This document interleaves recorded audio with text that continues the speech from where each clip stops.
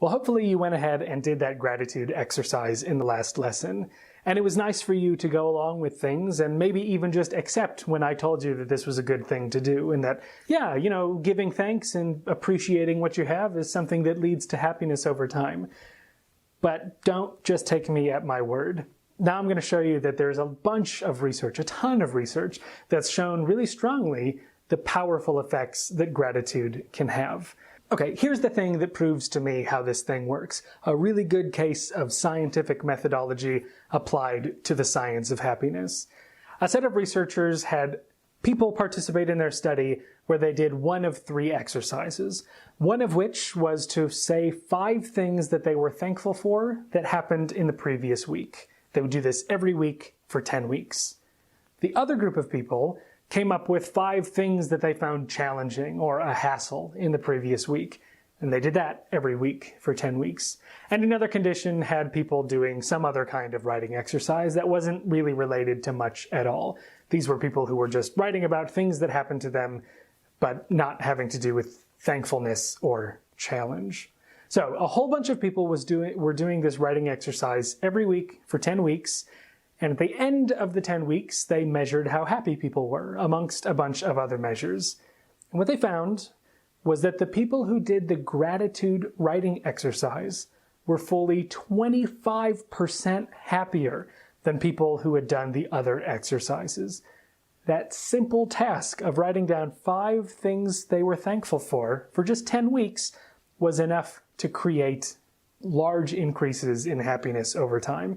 And it wasn't just happiness. They were also more optimistic about the future and experienced a lot of other benefits. For example, they were ending up doing 1.5 hours more exercise per week than people in the other conditions, even though they weren't told to do so. So this makes really clear that regularly practicing a sense of gratitude, rehearsing the things that you're thankful for, focusing on what you can appreciate in your life, is a simple way to find fulfillment.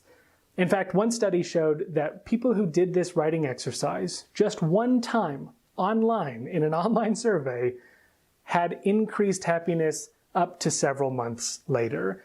They had people participate in that writing exercise, the gratitude one, or some control not related writing exercise online. And then they followed up the next day, a couple days later, a week later, a couple weeks later, a month later, etc. And even when you go a few months out from the actual single experience, the people who had done the gratitude exercise were still reporting more happiness in their lives than the people who had done some other exercise. That's a pretty powerful effect, I have to say. But I want to make one caveat. No need to overdo this. If you're trying to do the gratitude exercise every 10 minutes, it might backfire.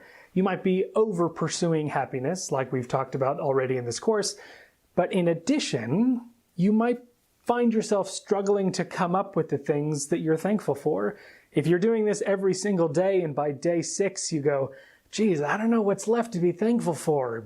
Birds? I don't know, I'm thankful for birds. If you find yourself struggling to come up with things that you're thankful for, that might actually reduce the power of this strategy. So don't do it regularly. Don't do it that regularly. One study actually compared how often people did a gratitude exercise, and it was only the people who did it every week, rather than people who did it every day, that found the benefits of the exercise.